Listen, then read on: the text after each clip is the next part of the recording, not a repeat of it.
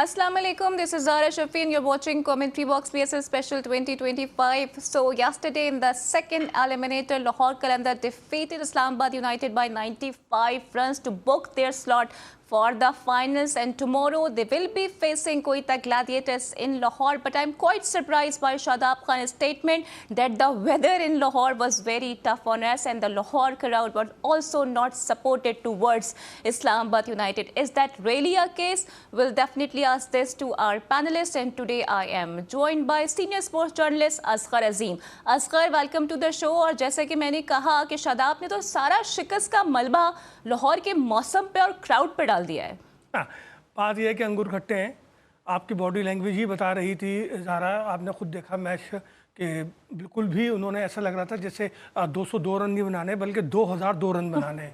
तो इतना ज़्यादा प्रेशर में आने की ज़रूरत नहीं थी। इस्लामाबाद को एक अच्छी टीम है, लेकिन ऐसा लगता है कि साहबजादा फरहान के अलावा कोई भी खेलने के लिए तैयार नहीं था। तो यही वजह है कि वो प्रेशर में आए। और ठीक है, मैं मानता हूँ लाहौर की गर्मी ज़्यादा थी, और गर्मी इतनी ज़्यादा है कि खुद लाहौर जो है वो लाहौरियों से नाराज़ लग रहे हैं। 3 मैच हो गए हैं और क्राउड जो है वो स्टेडियम नहीं आ रहा। मेरा ख्याल है 40% 45% ही क्राउड आ रहा है। तो ये एक अलग सब्जेक्ट है कि मौसम सही नहीं है, गर्म है मौसम, हम मानते हैं, क्योंकि PSL के जो तारीखें आई हैं इन तारीखों में गर्मी तो है, लेकिन खेलना खिलाड़ी का काम था और हर मौसम में वो खेलने के लिए एहलियत रखता है। ग्राउंड में आपको परफॉर्म करना था, आपकी बॉडी लैंग्वेज से लेकिन असर ये तो बड़ा लेम एक्सक्यूज है ना, बिकॉज अभी जो मैचेस हैं अगेंस्ट बांग्लादेश वो भी गालिबन लाहौर में होने, तो क्या शादाब फिर स्टेप डाउन कर देंगे, विथड्रॉ कर लेंगे? बात ये है कि अगर मैं ये कहूँ तो पता नहीं आप या शादाब खुद क्या समझें कि असल में टारगेट था पाकिस्तान टीम में आना, पाकिस्तान टीम के अनाउंस का हो जाना। उसके बाद मैंने देखा कि अब्बास आफरीदी हैं या साहबजादा फरहान हैं या खुद शादाब हैं, ये थोड़े से रिलैक्स हो गए। ऐसा नहीं होना चाहिए था। जबकि इनके निस्बत देखें तो इनके जो नायब कप्तान हैं इस्लामाबाद यूनाइटेड के, वो थोड़ा सा एग्रेसिव हुए, वो थोड़ा सा खेलने के लिए अपने आप को उन्होंने बूस्टअप किया और अपनी गलतियों से कुछ बेहतरी की जानिब जा रहे हैं सलमान अली आगा। लेकिन मसला शादाब का था, शादाब जिस तरह से आउट हुए वो भी एक क्वेश्चन मार्क है कि शादाब आप कप्तान थे, आपकी बॉडी लैंग्वेज को मजबूत होना चाहिए था, आपको एक लंबे पार्टनरशिप की जरूरत थी। लेकिन जो टारगेट उन्होंने सेट किया था वो तो अचीव हो गया ना, रास्ता तो बन गया नेशनल स्क्वाड के लिए, तो फिर तो रिलैक्स ही होंगे। अब मुझे ये नहीं मालूम कि ये किस परफॉर्मेंस की बेस पे नेशनल टीम में आए हैं। शायद हेड कोच के साथ इनके मरासिम ज़्यादा अच्छे हैं, इसी वजह से ये आ गए हैं। वरना अगर ईमानदारी की बात की जाए तो शादाब की तो नेशनल टीम में जगह नहीं बनती। इससे अच्छा तो आप सुफियान को ले लेते, ताकि एक उसके पास मजीद तजर्बा भी आता। और आखिरी मैच में आपको मालूम है शानदार बॉलिंग का मुजाहरा करते हुए 2 विकेट ली थी। ने ना यहाँ भी बस नहीं किया, वो कह रही हैं कि नेक्स्ट सीजन में प्लेयर्स का इंतखाब भी हम लाहौर के वेदर के मुताबिक करेंगे। तो भाई नेक्स्ट सीजन में तो ये जनवरी के एंड में या फरवरी में ही PSL ने होना है, तो फिर वही प्लेयर आप इंतखाब करेंगे जो कि लास्ट टाइम आप करते आए। ये पहली बार ऐसा हुआ है। देखिए, ये मुल्क की ज़रूरत थी, तारीखें नहीं मिली, एक मुल्क की ज़रूरत थी, मुल्क का ये एक ब्रांड है, उसको जो है मैनेज करने की कोशिश की गई। और अल्लाह का शुक्र है कि ऐसन तरीके से ये PSL अपने अख्तामी मराहिल में दाखिल हुआ। गो के इसमें बहुत बड़ा जो है एक डाउनफॉल भी आया और 9 दिन का हमें गैप देना पड़ा, और कुछ सरहदी सूरत हाल भी ख़राब हुई, इंटरनेशनल प्लेयर वापस भी गए और फिर वापस आए पाकिस्तान। तो इतने सारी चीज़ें होने के बाद भी ये बातें करना, मैं समझता हूँ शादाब भी आपको जेब नहीं देती। आप 10 सीजन से इस्लामाबाद यूनाइटेड के हिस्सा हैं, आपको अपनी टीम पर, अपने लोगों पर ग्रिप होना चाहिए था, लेकिन ऐसा कल नजर नहीं आया। मैं कह सकता हूँ कि बेगानी की शादी में अब्दुल्ला दीवाना ना बने। सही है असगर, आपका पॉइंट आ गया है। और सीनियर स्पोर्ट्स एनालिस्ट हैं इमरान यूसुफजई ने भी हमें ज्वाइन कर लिया है। इमरान, जैसे कि शादाब सारा शिकस्त का मलबा कभी क्राउड पे डाल रहे हैं, कभी लाहौर के वेदर पे डाल रहे हैं, आपको नहीं लगता कि जो गलतियां हुई हैं उनको एक्सेप्ट करना चाहिए? देखिए, मेरा ख्याल है कि शादाब खान जो है वो जो फ्रस्ट्रेशन का शिकार है। जाहिर सी बात है कि उनकी टीम जो है वो शिकस्त खा गई है, मुसलसल मैचेस उन्होंने हारे हैं, और जाहिर सी बात है तो बहुत सारी गलतियां खताएं जो है उनकी अपनी हैं। जाहिर सी बात है कि कप्तान जिस किस्म की टीम सेलेक्ट करता है और जिस तरीके से उससे उनसे काम लेता है, तो ये सारी जिम्मेदारी जो है ज्यादातर तो कप्तान की आती है। लेकिन जाहिर सी बात है, हम देखते हैं कि शादाब जो है वो एक अच्छे कप्तान इस हवाले से कम नहीं साबित हुए कि उनको इस चीज का अंदाजा नहीं है कि उन्होंने किस खिलाड़ी को कब खिलाना है। लेकिन हैदर अली को आप 8वें नंबर पर खिला रहे हैं, आपको बहुत अच्छी तरह पता है कि हैदर अली आपको मिडिल ऑर्डर में बहुत अच्छी तरह से एक अच्छा स्कोर करके दे सकते हैं। फिर T20 में आप खासतौर पर ऐसे मैच में कि जो आपके लिए सेमीफाइनल है, जिसके हारने के बाद आपने बाहर होना है, उसमें आपने इस तरह के तजुर्बे किए। ये तजुर्बे आपको शुरू के मैचेस में करने चाहिए थे, जिसमें अगर आप हार भी जाए तो आपको फर्क नहीं पड़ता। लेकिन आपने एक अहम तरीन मैच में जिसका रिजल्ट जो है अगर आपके हक में नहीं आता तो आप इस टूर्नामेंट से बाहर हो सकते थे, और वही यकीन हुआ भी। तो मेरा ख्याल है कि शादाब को दूसरों के ऊपर मलबा डालने की जब क्राउड, जाहिर सी बात है क्राउड आएगा तो क्राउड उसी को सपोर्ट करेगा जिनको वो पसंद करते हैं। तो इसमें तो मेरे ख्याल से कुछ नाराज होने की जरूरत ही नहीं है। और अगर दिल्ली में होगा तो इस्लाम आदमी टीम को सपोर्ट अच्छी परफॉर्मेंस करें तो क्राउड भी उनको बिल्कुल सपोर्ट करेगा।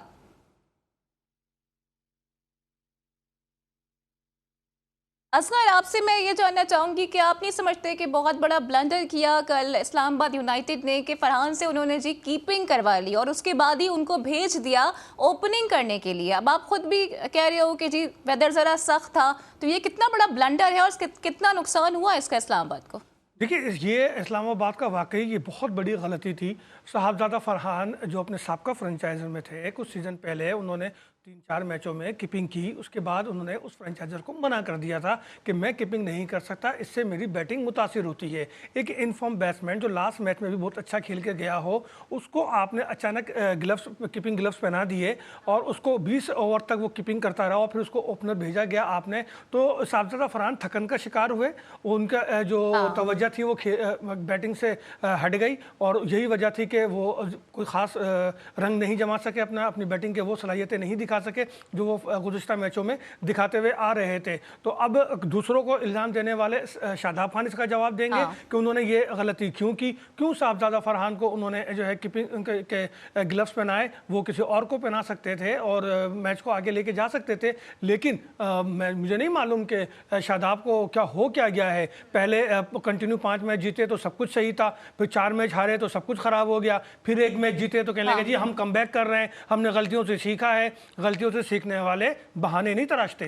बिल्कुल, तो शादाब इस वक्त बहाने तलाश करेंगे। इमरान, आपको क्या लगता है जो एक प्रेसिडेंट सेट करने की कोशिश की जा रही है अगेंस्ट बांग्लादेश के, जो फरहान की टीम में इंडक्शन हुई है वो as a wicket keeper batter हुई है, क्या उसको दुरुस्त साबित करने के लिए कल फरहान से कीपिंग करवाई गई है?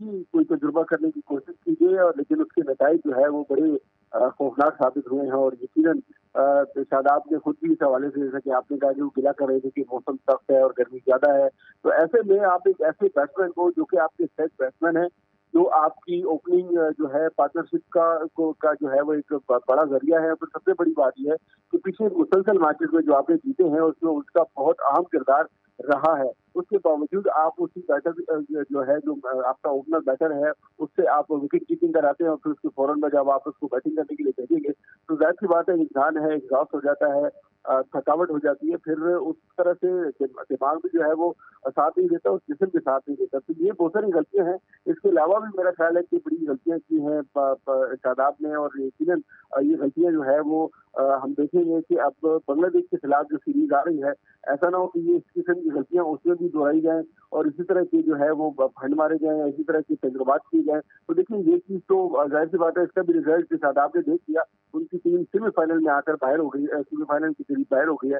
तो अब जाहिर सी बात है उसके बाद अगर आप यही सारी सूरत हाल, यही तजुर्बात जो है वो आप अगर बांग्लादेश के खिलाफ जो है उसमें दोहराएंगे तो हमें वहां पर भी नुकसान होगा। मेरा ये ख्याल है कि शादाब को अपनी गलतियों से खुद सीखने की जरूरत है। देखिए, ये जो आप बात करेंगे साहबजादा फरहान को विकेट कीपर बिल्डर के हैसियत से टीम में लिया गया है। देखिए, वो एक हंगामी बुनियाद पर इमरजेंसी के तौर पे ये चीज़ है और माजी में ऐसे बेशुमार प्लेयर है जो ये हंगामी सूरत हाल से कीपिंग करते रहे हैं। इसमें ये कोई प्रेशर या दबाव नहीं है साहबजादा पे कि वो नेशनल टीम में भी कीपिंग ही करेंगे। और फिर नेशनल टीम के कप्तान सलमान अली आगा यकीनन कल के इस तजर्बे से उन्होंने कुछ ना कुछ तो सीखा होगा। आई होप कि लेसन लर्न किया हो, बिकॉज अक्सर ऐसा होता है कि हम लेसन लर्न नहीं करते हैं। कल के मैच से हम बात करेंगे क्योंकि जाहिर है उधर शाहीन भी अपनी जीत के दावे कर रहे हैं, उधर से मोहम्मद आमिर ने भी चैलेंज कर दिया है। तो अपने पैनलिस्ट से मैं पूछूंगी कि कल क्या होने जा रहा है और ट्रॉफी को कौन लिफ्ट करेगा, but right after this break.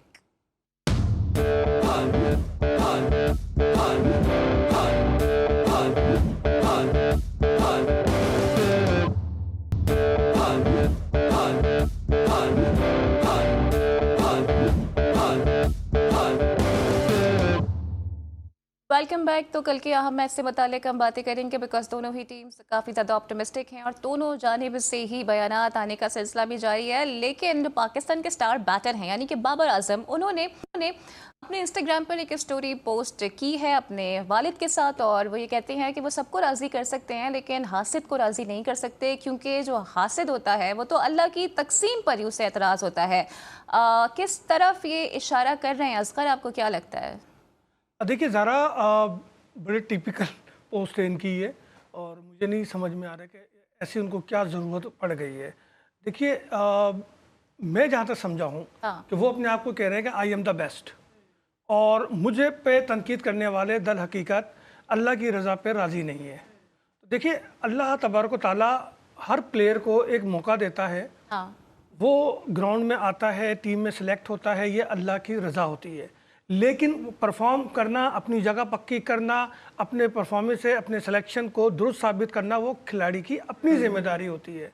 बदकिस्मती से गुज़िश्ता अरसे में हमारी टीम में एक कल्चर बड़ा चल गया कि जी आज हमारा दिन नहीं था, आज जो है वो अल्लाह की मदद नहीं हुई और हम अगला मैच अल्लाह की मदद से जीत लेंगे और जो है ये निज़ाम कुदरत है। तो इस कल्चर ने हमारे प्लेयर्स के मेंटली अप्रोच को बहुत डैमेज किया। सर अल्लाह की मदद बिल्कुल यकीनन होती है लेकिन उसके साथ एफर्ट भी तो करना पड़ता है, मेहनत भी तो करनी पड़ती है। देखिए मैं वही बता रहा हूँ कि इस बात ने हमारे प्लेयर्स के मेंटली अप्रोच को बड़ा डिसमिस किया। और देखिए बात यह है कि हर प्लेयर जो भी टीम खेल रही है, जो भी लड़का खेल रहा होता है, उसका अल्लाह, उसका गॉड उसके साथ होता है, उसकी रजा होती है। लेकिन दुनिया में किसी भी टीम की ये मिसाल नहीं मिलती कि वो मैच हार जाएं या जीत जाएं तो वो आके जो है इस तरह की बातें करें जो माजी में सकलैन मुश्ताक या मुश्ताक अहमद की कोचिंग में या इंजमाम की कोचिंग में वो जिस तरह के जो कल्चर परवान चढ़ा था। बाबर भाई आप पे ऐसा कोई मसला नहीं है, आप पे अगर कोई लोग तनकीद करते हैं तो वो आपकी परफॉर्मेंस पे करते हैं, आपकी ज़ात पे नहीं करते। अगर आप स्लो खेलेंगे, आप टुक टुक करेंगे तो आपको टुक टुक ही बोलेंगे ना। अगर आपका स्ट्राइक रेट बेहतर नहीं होगा और आप तीन तीन चार चार 50 बना लेंगे लेकिन स्ट्राइक रेट वही होगा और वो 50 भी टीम के काम नहीं आएंगी तो क्या आपको सलाम करेंगे? लेकिन देखिए टुक टुक का लकब तो ये मिसबा के साथ एफिलिएटेड है ना, अब सेम लकब तो हम हर किसी को नहीं दे सकते। नहीं, मिसबा को टुक टुक बेशक आप कह दें, लेकिन अगर कोई भी प्लेयर उसी डगर पे चलेगा तो वो कहलाएगा तो टुक टुक ही ना। अब वो बाबर हो, रिजवान हो या कोई भी करंट प्लेयर हो, अगर साहबजादा फरहान टुक टुक करने लग जाएंगे तो हम उसे क्या कहेंगे? तो बात वही है कि बाबर दिल को बड़ा करो, जो फैन तुमसे मोहब्बत करते हैं वही तुम पे तनकीद करते हैं क्योंकि वो तुम्हें देख रहे होते हैं। अगर तुमसे मोहब्बत नहीं करते तो तुम्हें खेलते हुए क्यों देखेंगे? ठीक है असगर, आपका पॉइंट आ गया। इमरान आप क्या कहेंगे? क्योंकि बाबर गाहे बगाहे इस तरह की पोस्ट कर देते हैं जिसके बड़े मीनिंगफुल मायने भी होते हैं, अब फिर उन्होंने एक पोस्ट शेयर कर दी है। और देखिए जाहिर सी बात है, मेरा ख्याल है कि बाबर भी जो है जाहिर सी बात है पूरी कोशिश कर रहे हैं, भरपूर कोशिश कर रहे हैं अपनी फॉर्म वापस लाने की। कुछ इनिंग्स उनकी अच्छी हुई भी है लेकिन उसके बावजूद वो जो एक खास स्टाइल हुआ करता था बाबर आजम का, वो उस फॉर्म की तलाश में है और अभी तक उसको फॉर्म वापस मिल नहीं सकी है। और जाहिर सी बात है ऐसे में कि जब आपके ऊपर प्रेशर हो अपनी खुद की कारकर्दगी का भी, उसके अलावा टीम की तरफ से भी और फैंस की तरफ से भी, तो फिर उसके बाद जाहिर सी बात है बंदा थोड़ा सा फ्रस्ट्रेटेड हो जाता है। फिर उसके बाद अगर वो उसकी कोशिश ये होती है कि हर सूरत में उसकी फॉर्म वापस आए और फॉर्म वापस न आने की सूरत में जाहिर सी बात है वो थोड़ा सा चिड़चिड़ा भी हो जाता है। बाकी जो बात हुई है मिसबा भाई के हवाले से अजहर भाई ने की है तो यकीनन आप उनको टुक टुक कह सकते हैं, लेकिन आपको ये भी याद रखना चाहिए कि दुनिया के सेकंड फास्टेस्ट सेंचुरी मेकर है वो टेस्ट के फॉर्मेट में। मतलब टुक टुक तो हर चीज अपनी जगह पर अच्छी लगती है लेकिन उनका ये एक रिकॉर्ड भी लोगों को याद रखना चाहिए। दूसरी बात ये है कि देखिए ये फॉर्मेट टुक टुक वाला है ही नहीं, ये 120 गेंदे हैं। 120 गेंदों के ऊपर आपने एक स्ट्रेटेजी बनानी है। आपके 11 खिलाड़ी हैं, आप अपने 11 खिलाड़ियों को 20-20 रन का, 15-15 रन का, 25-25 रन का टारगेट देके मैदान में उतारे। आप देखेंगे आपका स्कोर कैसे जो है ना 200+ जाता है। उसके बाद आप कोशिश ये करें कि आपके जो बॉलर्स हैं वो जो है ज्यादा से ज्यादा स्कोर रोकने की कोशिश करें। यहाँ पर आप देखें आपका जो मेन बॉलर है नसीम शाह, उसने सबसे ज्यादा स्कोर खाया है, कोई विकेट हासिल नहीं किया कल के मैच में। इसी तरह से जो है वो बाकी भी टाइमिंग से भी 4 ओवर में 42 रन दिए हैं, सलमान इरशाद ने भी 4 ओवर में 40 रन दिए हैं। तो ये वो चीजें हैं कि जो एक एक दो करके इकट्ठी जब होती हैं तो फिर आपकी टीम की परफॉर्मेंस के ऊपर जो है वो उसका फर्क पड़ता है। मेरा नहीं ख्याल कि इसमें जो है इन सारी चीजों का जो है उनसे कुछ ताल्लुक बनता है।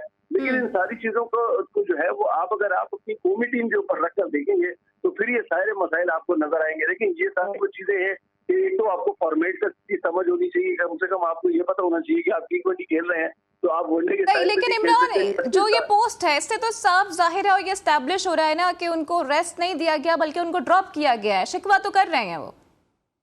देखिए, शिकवा तो ऐसी बात है वो करेंगे, इसलिए कि उनको पूरी उम्मीद थी कि उन्होंने जिस तरीके से PSL में किसी हद तक परफॉर्म किया है, किसी हद तक उन्होंने अपनी फॉर्म वापस हासिल करने की कोशिश की है और उसमें वो किसी हद तक कामयाब रहे हैं, तो उसके बाद उनके माइंड में तो डेफिनेटली होगा कि वो बांग्लादेश के खिलाफ सीरीज में कमबैक करेंगे या मतलब उनको शामिल किया जाएगा। और उसमें अगर उनको शामिल नहीं किया गया तो फिर इस तरह की पोस्टें तो जाहिर सी बात है खिलाड़ियों की तरफ से आती ही है। लेकिन मेरा ये ख्याल है कि थोड़ा सा तहम्मुल के साथ, थोड़ा सा सब्र के साथ, जिस तरह के अजहर भाई ने कहा कि उनको अपनी फॉर्म के ऊपर तवज्जो देने की जरूरत है, उस तरह की जो बातें हैं या इस तरह की सियासी चीजों के ऊपर जो है जाने की जरूरत नहीं है और सिर्फ अपनी फॉर्म के ऊपर देखें। फखर जमान को आपने 11 महीने 12 महीने उठा के टीम से बाहर रखा, उसने अपनी फॉर्म वापस दी, उसने परफॉर्म किया, उसने डोमेस्टिक भी खेल के दिखाया, अपने आप को परफॉर्म किया। इसी तरह से साहबजादा फरहान की बात अगर आप देखें, इसको भी उठा के बाहर कर दिया गया था, इसको इससे भी जो है आपके सामने नेशनल T20 खेला, ठीक ठाक परफॉर्मेंस दी। अच्छा इमरान मैं आपको यहीं पे रोकूंगी क्योंकि फरहान से मुतालिक जो बातें हो रही हैं अगेंस्ट बांग्लादेश के स्क्वाड में हम देख रहे हैं, तो मेरे प्रोड्यूसर नकी का भी ये सवाल है क्योंकि अब फरहान को एज अ विकेट कीपर लाया जा रहा है, तो आप क्या समझते हैं, क्या मोहम्मद हारिस के लिए खतरे की घंटी है? देखें, ये नकी भाई बड़ी गहरी नजर रखते हैं क्रिकेट के ऊपर। यकीनन उनका एक बड़ा जेन्युइन सवाल है, बड़ा अच्छा सवाल है। और ये कल के इस मैच में इस तजुर्बे का मकसद यही था कि क्या अगर हारिस को इस स्क्वाड में तो हमने शामिल किया है, क्या हारिस की जगह हम किसी दूसरे बंदे से विकेट कीपिंग करा सकते हैं?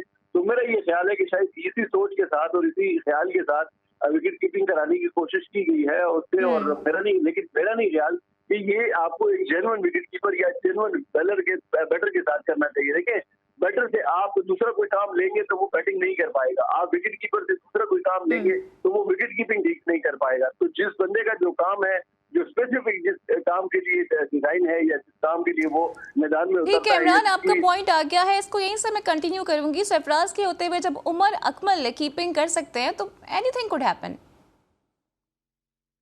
असगर देखिए, बिल्कुल सही कहा आपने कि सरफराज के होते हुए ऐसा हुआ है और मैंने यही कहा कि हमारे टीम में कई मौके पर इस तरह से हुआ है कि जो कोई रेगुलर प्लेयर होता है उसको कीपिंग की उसने डोमेस्टिक में की हुई होती है तो उसको कीपिंग करनी पड़ जाती है। लेकिन जो बात इमरान कर रहे थे बाबर के लिए, तो बाबर के साथ देखिए वही हो रहा है जो सरफराज के साथ हुआ, जो फवाद आलम के साथ हुआ।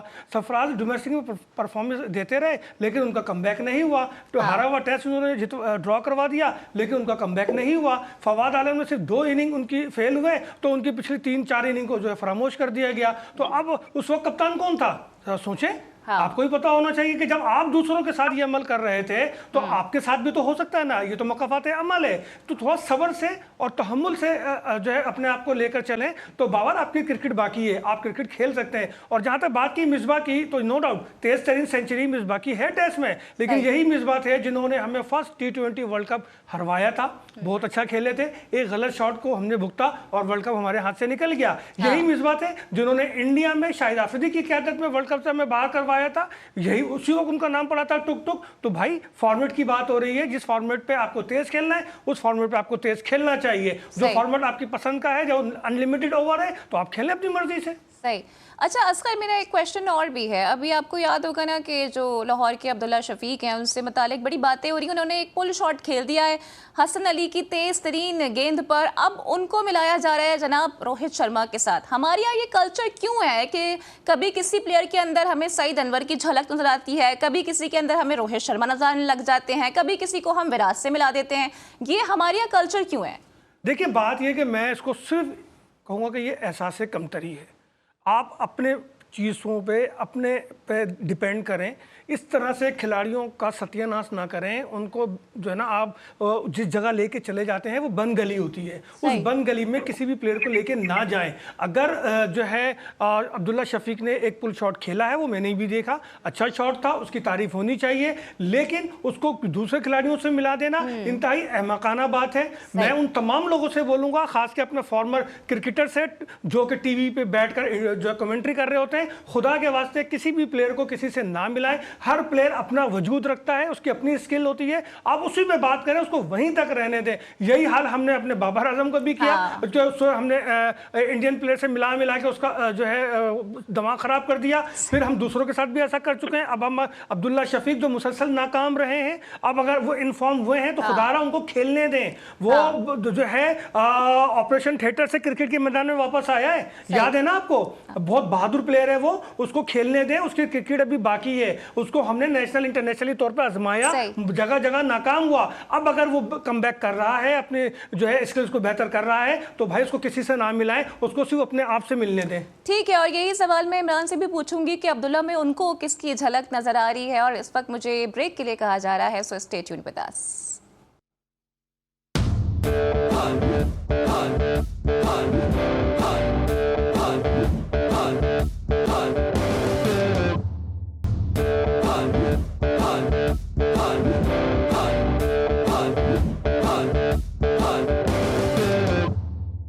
Welcome back. और कल के फाइनल से मुतालिक तो हम डेफिनेटली बात करेंगे, लेकिन कुछ पड़ोसियों की बात कर लेते हैं। जी हाँ, वही राफेल वाले पड़ोसी, क्योंकि उनकी जो शिकस्तों की फहरिस्त है तवील होती जा रही है। पहले पाकिस्तान ने उन्हें जनाब सुबकी का सामना करवाया दुनिया के सामने, और उसके बाद अब स्नूकर के मैदान में भी पाकिस्तान के बाबर मसी ने भारत के पंकज अदवानी को 4-1 फ्रेम स्कोर से शिकस्त दे दी है। जी असगर, क्या कहेंगे? देखिए जी, पहले तो राफेल हुआ, उसके बाद बाबर का उनका सामना है, और बाबर किसी भी मैदान में हो, मुझे नहीं लगता कि अब इनको जीत नहीं देगा। और मैं यकीनन बाबर मसी को मुबारकबाद दूंगा, क्योंकि उसने थाईलैंड में एशियन ओशियाना टूर्नामेंट में जो है वो पंकज अडवाणी, जो कि 3 बार के आलमी चैंपियन रहे, उन्हें शिकस्त दी है और बड़ी कामयाबी है। तो पाकिस्तान को भी मुबारक हो, बाबर को भी मुबारक हो, और उनके तमाम दोस्तों को, अहले वतन को भी मुबारक हो। बड़ी कामयाबी है, और इंडिया को ये मैसेज है कि मैदान कोई सा भी हो, शिकस्त तुम्हारा मुकद्दर है। बिल्कुल, आपने बजा फरमाया। और मैं चाहूँगी कि कल के मैच से मुतालिक भी थोड़ी हम गुफ्तगू करें, बिकॉज शाहीन शाह अफरीदी काफ़ी कॉन्फिडेंट है और कह रही हैं कि फाइनल में हमारी जीत यकीनी है। नहीं समझते थोड़ा ओवर कॉन्फिडेंट हो रहे हैं? ऐसा हो जाता है ज़रा, जब टीम जो है मुसलसल 2 मैच हारे और जीते, वो भी इस पोजीशन पे, जिस पोजीशन पे जीत लाजिम हो, क्योंकि अगर आप हार जाते हैं तो घर चले जाते हैं या टूर्नामेंट से बाहर हो जाते हैं। तो ऐसे में शाहीन की अपनी परफॉर्मेंस भी निखर के सामने आई, फिर उनकी कैप्टनसी भी में भी बड़ा फ़र्क नज़र आया, और कल तो 3 विकेटें 3 रन दे के उन्होंने हासिल की हैं। फिर बॉलर का इस्तेमाल बड़ा पॉजिटिवली कर रहे हैं, फील्डिंग भी उनकी कुछ बेहतरी रही। तो ऐसे में कप्तान ऐसी बातें कर जाते हैं, और शाहीन ने भी कर दिया, लेकिन ओवर कॉन्फिडेंस होने की जरूरत नहीं है, क्योंकि उनका मुकाबला कोयटा से है, और कोयटा में 1 नहीं 2 कप्तान है, और उन दोनों के दिमाग से आपको खेलना होगा, क्योंकि सऊद के पीछे सरफराज है। वो सरफराज जिसने 8 सीजन में कप्तानी की है, जिसने जो है कोयटा को चैंपियन भी बनाया है, और अब भी वो सारी प्लानिंग बैठ के वो कर रहे हैं। तो मुझे उम्मीद है मैच तो अच्छा होगा, और होना भी अच्छा चाहिए, और लाहौर वालों को एक अच्छा मैच देखने को मिलेगा। लेकिन लाहौरियों, ग्राउंड तो आ जाओ यार, क्या मसला है? छोड़ो, नाराजगी खत्म करो। हम तो बड़ा फख्र करते थे कि लाहौर वाले क्रिकेट को सपोर्ट करते हैं, टीम कोई से भी हो, लेकिन पता नहीं तुम लोगों को क्या हो गया है। आ जाओ यार, वैसे तो कल बारिश का भी इम्कान है, लेकिन फिर भी ग्राउंड आए और टीमों को सपोर्ट करें। हमारी अपनी PSL है, इसको सपोर्ट करना चाहिए। और जहाँ तक ज़रा बात यह है कि ट्रॉफी कौन लेके जाएगा, अब आप बताएं कि ट्रॉफी कौन लेके जाएगा? मुझे लगता है कि कोयटा ट्रॉफी लिफ्ट करने वाला है। वैसे मैं चाहूंगी कि इमरान इसका जवाब दें। इमरान, आपको क्या लगता है कल ट्रॉफी कौन लिफ्ट करने जा रहा है? बिकॉज शाहीन के तो बड़े बड़े बयान सामने आ रहे हैं। देखिए, ये बिल्कुल मैं अमर भाई की बात इत्तेफाक करूंगा। जब आप बैक टू बैक 2 मैचेस जीतते हैं, और फिर दोनों मैचेस ऐसे हैं कि जो आपके लिए लड़ाई वाले मैचेस हो, तो फिर डेफिनेटली आपका कॉन्फिडेंस लेवल जो है वो जरा हाई हो जाता है। और फिर वाकई में कल जो शाहीन ने जो बॉलिंग की है, मतलब 2 ओवर भी पूरे नहीं किया, मतलब 4 ओवर भी पूरे नहीं किए, और सिर्फ 3 रन देकर उन्होंने जो 3 विकेट ली है, तो कल बड़ी कमाल बॉलिंग की, बड़ी अच्छी लाइन थी। और अगर इसी लाइन के साथ ये चलेंगे तो यकीनन कोयटा के लिए मुश्किलात जो है वो पैदा कर सकते हैं। लेकिन मेरा वोट जो है वो कोयटा के लिए है, क्योंकि कोयटा बड़ी बैलेंस टीम है, बड़ा ही जबरदस्त उन्होंने इस टूर्नामेंट में कमबैक किया है। थोड़ा सा उतार चढ़ाव के साथ उनकी टीम शुरू से थोड़ी सी मुश्किलात का शिकार रही, लेकिन उसके बाद उन्होंने तमाम चीजों के ऊपर जो है वो ओवरकम किया। और देखिए, ये वो चीज है कि जिन जिन चीजों से, जिन जिन गलतियों को आपको सामना होता है, आप आहिस्ता आहिस्ता उनको दूर करते हैं। इस्लामाबाद यूनाइटेड के साथ बिल्कुल इसके उलट हुआ। वो जितने कॉन्फिडेंस के साथ अच्छा हुए खेल रहे थे, उनके बाद उन्होंने गलतियां शुरू की और उन गलतियों को उनको खामियाजा भुगतना पड़ा। लेकिन कोयटा लेकिन बड़ी अच्छे तरीके से उनके सऊद शकील ने कप्तानी भी बड़ी अच्छी की। तो मेरा ये ख्याल है कि 51 और 49 के चांसेस है लाहौर। अच्छा अच्छा असगर, मैं ये देख रही थी सोशल मीडिया पर, क्योंकि एक तरफ शाहीन है, हारिस हैं और दूसरी तरफ इंडिविजुअली आमिर हैं, तो बहुत से लोगों की ये राय है कि आमिर को स्टिल इन दोनों पर एज हासिल है। क्या आप इत्तेफाक करेंगे इससे? तजर्बे के लिहाज से तो आमिर को एज हासिल है, और जिस रिधम में इस PSL में आमिर हैं, तो मेरा ख्याल है कि सही कह रहे हैं लोग कि आमिर का मुकाबला तो शाहीन से है, लेकिन हम सलमान मिर्ज़ा को नज़रअंदाज नहीं कर सकते।